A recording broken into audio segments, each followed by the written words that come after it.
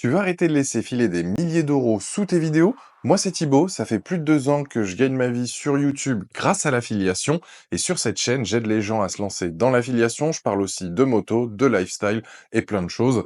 Si tu veux avoir plus de conseils, sache que tu peux t'abonner car je poste régulièrement. Et là, on va parler aujourd'hui des erreurs les plus courantes en affiliation sur YouTube, que ce soit avec Amazon ou d'autres partenaires, et comment les corriger immédiatement. Donc j'ai mes notes avec moi si jamais.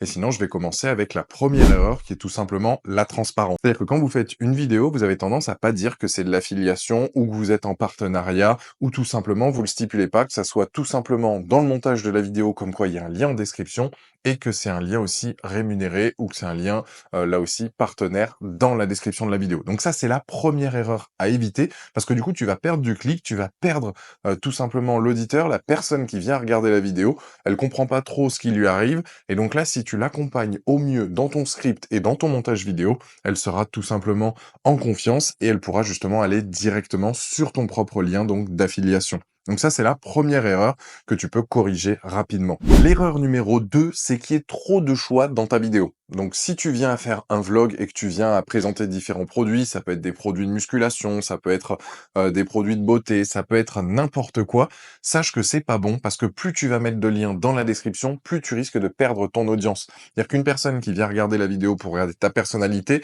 elle va se dire mais qu'est-ce qu'il veut avec moi? Pourquoi il me met autant de liens, etc.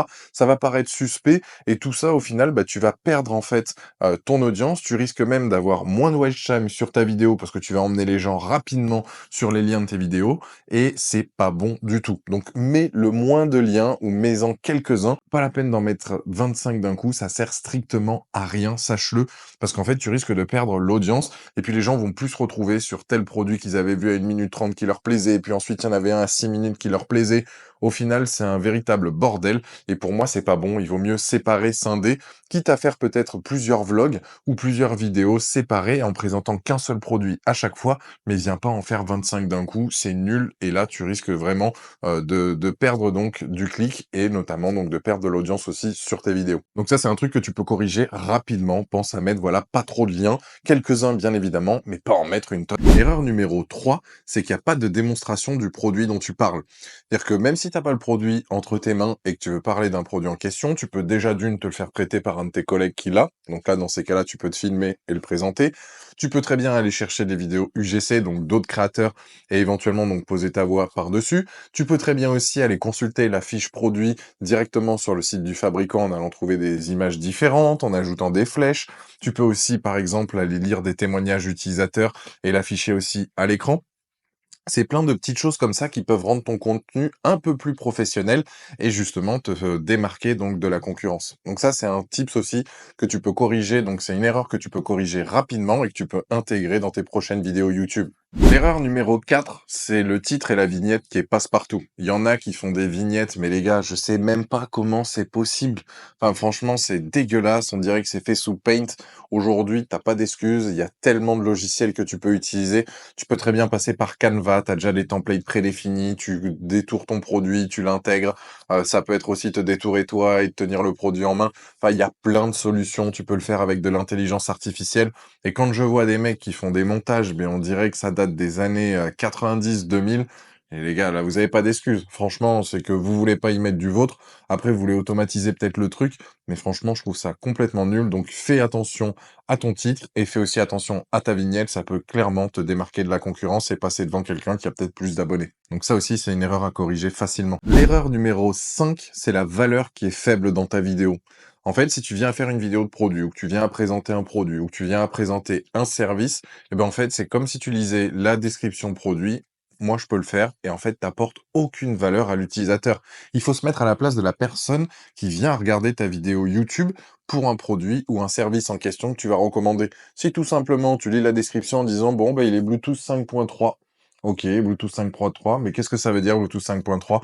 Bah, que c'est peut-être la dernière technologie de Bluetooth, que du coup la connectivité elle est bien meilleure, ce qui veut dire que du coup le temps de réponse sera peut-être plus rapide au moment où il va utiliser son produit, que l'oreillette elle va pouvoir réceptionner le signal de plus loin. Enfin, voilà, Bluetooth 5.3, ça signifie plus de choses. C'est-à-dire qu'il y a des choses qui en découlent. C'est bien une simple caractéristique, mais derrière, il faut dire ce que ça amène pour la personne. Et ça, c'est un truc super important qui, là aussi, bah, va apporter du plus. Parce que, voilà, dire que l'imprimante, elle est Wi-Fi 7.0, bah ok, 7.0, ça veut dire que du coup, la vitesse de connexion, elle est bien plus sécurisée, elle est plus rapide. Enfin voilà, il y a plein de choses qui en découlent. Et ça, c'est des petites erreurs que j'entends, que j'écoute, et qui au final, je me dis, bon, bah je passe, parce que j'en sais plus que la personne qui vient me présenter le truc. Alors voilà, c'est une erreur que tu peux corriger facilement. C'est-à-dire que la valeur ajoutée, effectivement, ça demande du boulot. C'est-à-dire que là, si tu vas devoir te renseigner sur le produit, en plus d'en parler, de l'avoir peut-être avec toi et d'être un utilisateur, bah, quand tu vas devoir en parler, il va falloir aussi apporter ta touche personnelle ou essayer de comprendre ce qui se passe avec le produit en question.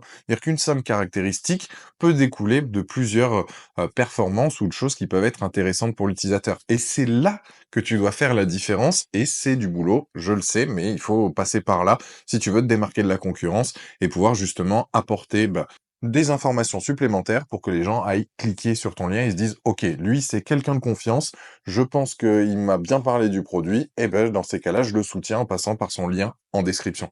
Donc voilà, fais ce boulot en amont, mais tu verras que par la suite, tu seras récompensé, peut-être pas de suite, mais ça apportera une crédibilité supplémentaire qui te fera que plus tard, tu pourras justement asseoir ta notoriété et te développer encore plus. L'erreur numéro 6, pour moi la plus fréquente, c'est le manque de régularité. C'est-à-dire qu'il y a des gens qui vont poster du contenu, ils vont te mettre 10 vidéos d'un coup, que ce soit d'eux-mêmes, des vlogs, qui vont présenter des produits, qui vont parler d'un tuto en question, etc.